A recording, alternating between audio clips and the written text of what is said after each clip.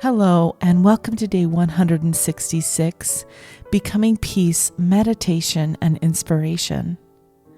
The name of today's session is Dealing with Narcissism and All Its Thorny Prickles. Today, we're uncovering a tough subject. So many families are struggling due to this mental health disorder, and today, I'd like to shine some light on this topic, so that it can come out of the dark and into the light. It's always easier to cope and place challenges when they come to light. So if you know someone who's struggling with having a narcissist in their life, please consider sharing this content, because today we're going to uncover a little bit of what narcissism is, as well as 3 skills that you can implement if you have someone close to you who fits the description, either in tendencies or a full-blown narcissistic diagnosis.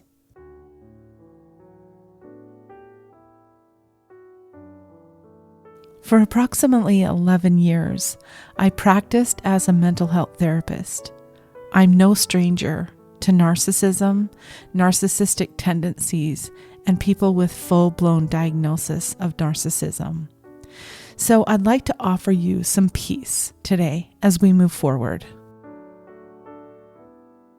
And I've avoided this topic for several months, but so many questions keep coming to me individually of people who want the desire to understand what narcissism is and what to do about it. So many hearts are pierced with deep wounds because someone in their life is dishing out narcissistic behaviors. Well, looking through the eyes of a famous actor who I really adore and love, Chuck Norris, he describes in a nutshell what narcissism is, and I couldn't do any better than what he's described here. So I'd like to share it with you right now.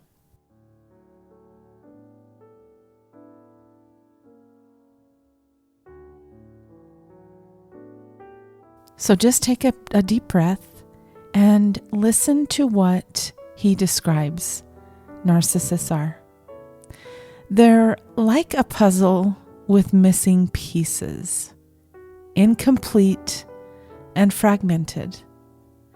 They believe themselves to be a complete package, but they're just a work in process, forever. They're like a song with only one note, repetitive and boring. They think they're the stars of the show, but they're just a one-hit wonder, and that hit is their own ego. They're like a book with no ending, a never-ending story of self-absorption. They think they're the authors of their own destiny, but they're just writing the same chapter over and over, and it's getting old. They're like a mirror that only reflects their own image, blind to the truth. They think they're the only ones who matter, but they're just a reflection of their own insecurities. They're like a storm that only brings destruction, leaving a trail of hurt behind. They think they're the center of the universe, but they're just a tornado of self-destruction. They're like a garden with only weeds, choking out the beauty around them. They think they're the gardeners of their own lives, but they're just suffocating the beauty of others. They're like a river that only flows inward, never giving, only taking. They think they're the source of all wisdom, but they're just a dry well of selfishness. They're like a flame that only burns brightly for themselves, leaving others in the dark. They think they're the light of the world, but they're just a flickering candle of ego. They're like a work of art that only celebrates themselves, a masterpiece of self-worship. They think they're the Picassos of their own lives, but they're just painting a portrait of narcissism. They're like a journey that only goes in circles, never arriving at the truth. They think they're the navigators of their own destiny, but they're just lost in the wilderness of their ego. Interesting words from Chuck Norris. He pretty much nails it.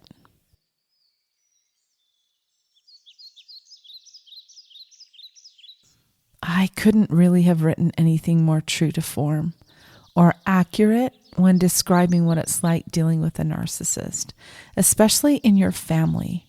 Remember, you can choose your friends, but not your family. Well, in this time together that we have this morning, if you allow yourself to receive this information, you can learn at least one tool to assist in making your life more peaceful.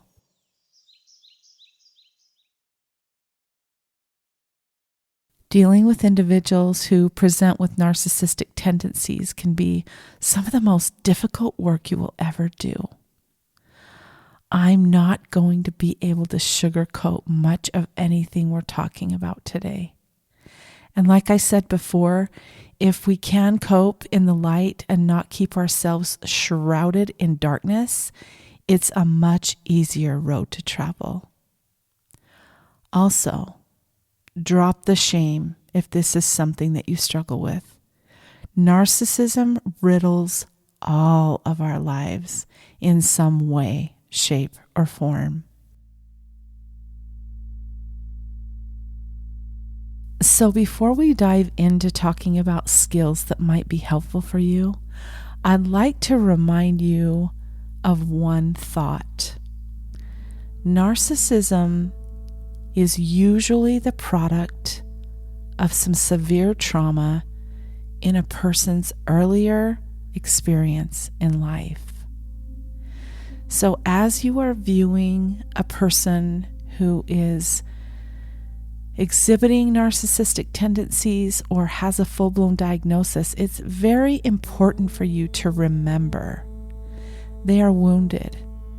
They are souls who've been in a battle and are wounded.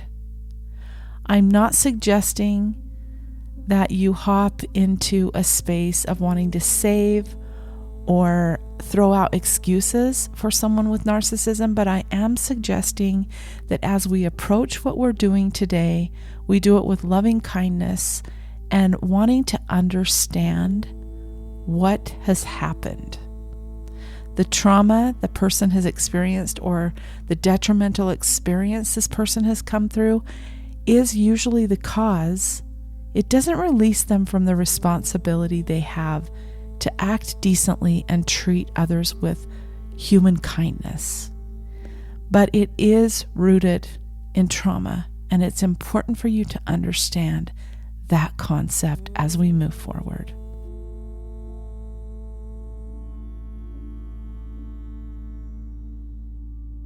So let's dive into some of the skills that might be helpful for you. The first thing I'd like to suggest, we're going to cover 3 skills today. The first thing I'd like to offer is for you to make sure you're being fed and nurtured yourself. Setting aside time to ground yourself, keeping yourself in a good space mentally and emotionally and spiritually will greatly enhance your coping skills. What are you doing to tend to your own needs and mindfulness? What practices have you put into place?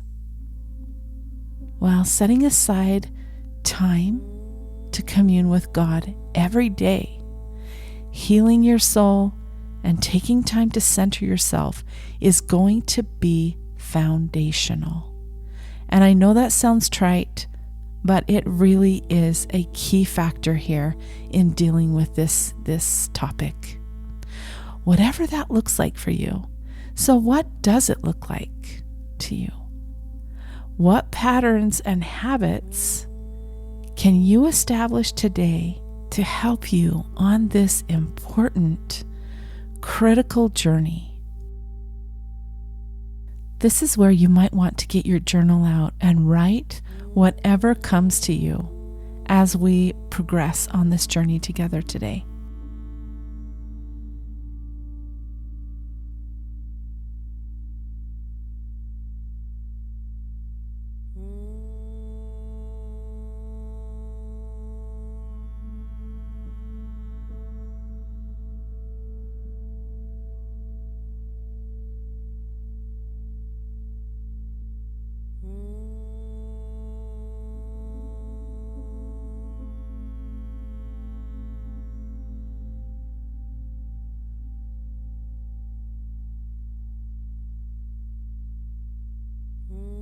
The second skill I'm inviting you to consider is understanding that narcissists usually do not change. What you see is what you get. When you expect this person to treat you differently than they always have, you are setting yourself up for a grave disappointment. So developing the skill of focusing on only what you can change is the key. Do not expect others to do anything differently than what they've shown you that they are willing to do, period. If you need to alter your state of mind and or the way you cope, do that. But do not expect a person with narcissistic tendencies to change, because they most often do not. Is there something you can do to make your day run more smoothly? What can you do? Just keep the focus on what you can do to keep yourself safe, what you can do to set your boundaries. Only what you can do, not what someone else and what your expectations are that they do.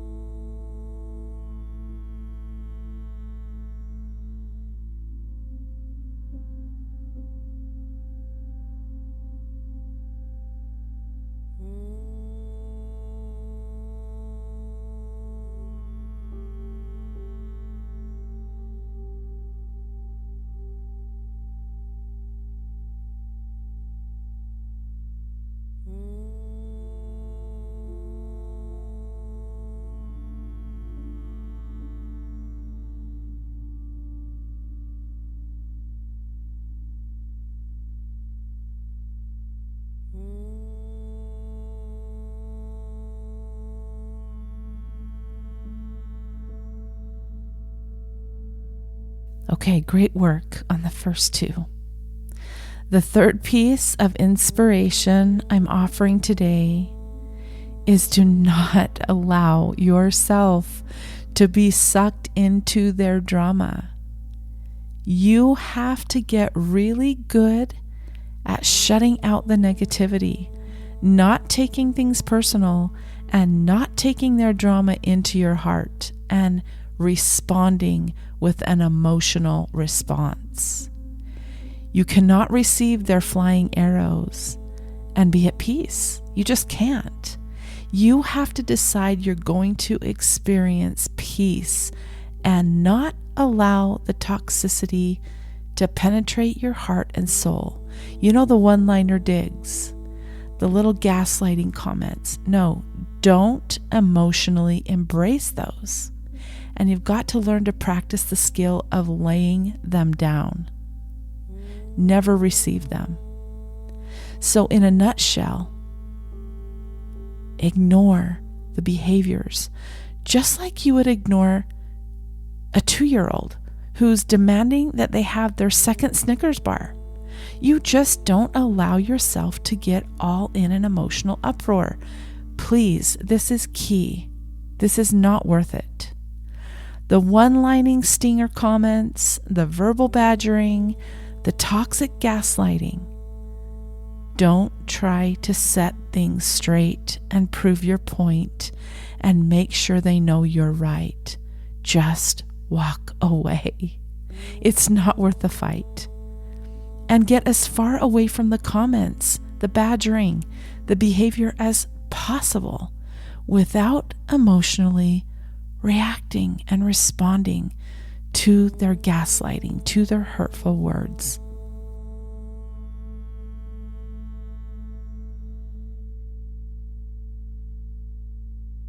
Does this make sense?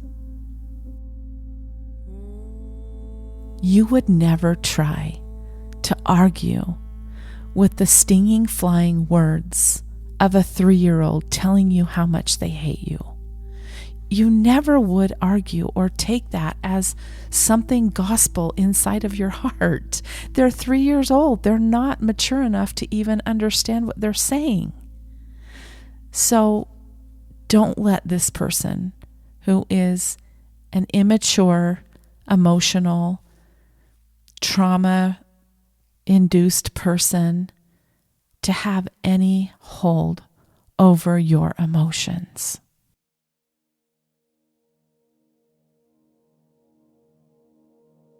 So for a few moments, I'd like to take you to a place where we can practice together. So take in 3 deep cleansing breaths as I continue talking. Settle in to a comfortable position and close your eyes if you feel comfortable. Sit with your feet on the floor, your back supported, and your head free. And I'd like to invite you to think of any circumstances or circumstance that you've had in the past 3 months or the last few weeks where someone has sent you a fiery, flying arrow in the way of a hurtful comment, a hurtful act, or an emotionally charged situation. Do you have that example in your mind? Let the situation arise inside of your heart and mind and go to the moment that this hit you. I know it's uncomfortable and hurtful. We're just going to be here for a second. Now that you've resurfaced that challenge, let's do some work here for about 5 minutes. You're going to visualize the hurt inside of a box that is right in front of you. It's just a box.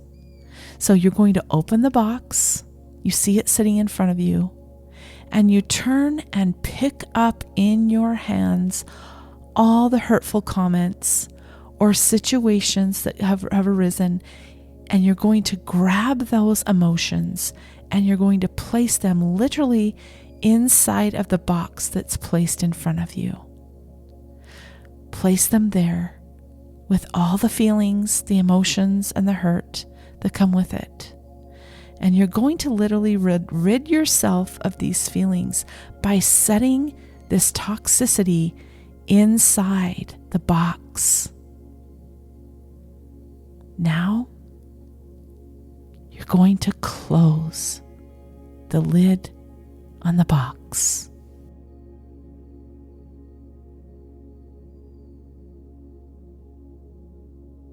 Good.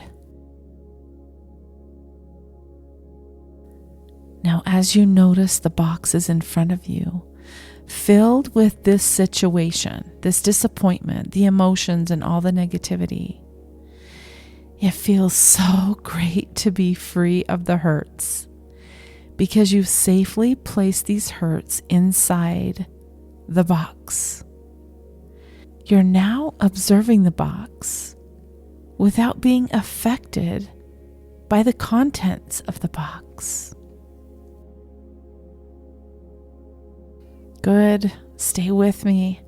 You're doing a great job today.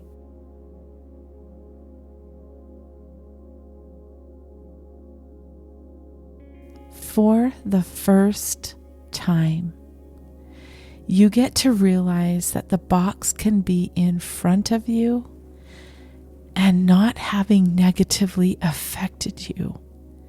Did you hear what I said? For the first time, you get to realize that the box can be in front of you and not having negatively affected you. It can be right in front of you, but you're not experiencing any of the emotions inside the box any longer. Because what you're choosing to do is you are choosing to shift your focus, and you're choosing to shift that focus in the stories that you tell yourself. Life is all about the stories we tell ourselves. And it's true in this instance as well.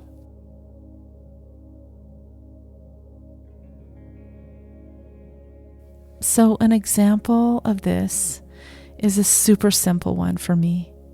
This morning, I set up fly traps and placed them inside my horse's stalls.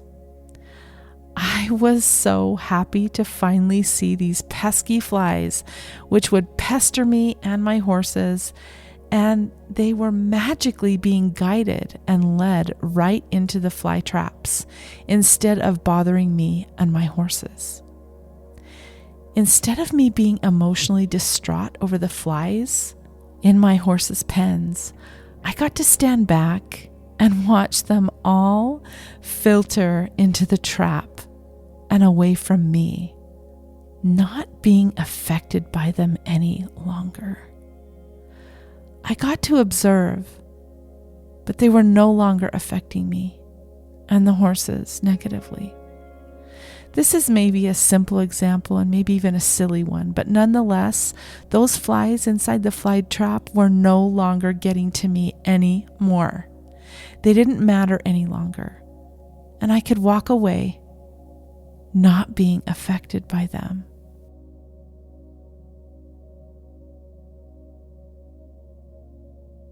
So we're going to practice. This is what I'd like you to envision for the next few moments. I'm going to mind the time while you are experiencing placing the narcissist behavior in your life inside the box, right in front of you in your imagination. So let's practice until you hear a soft bell.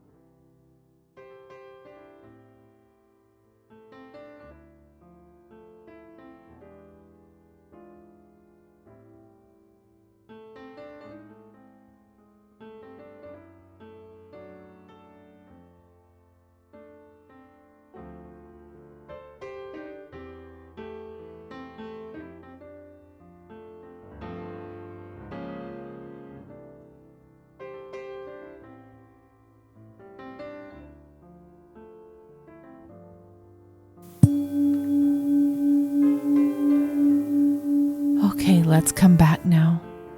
Slowly and gently, take some deep cleansing breaths and coming back from the safe space inside yourself. You have done so good today. This was a little more difficult today than most days.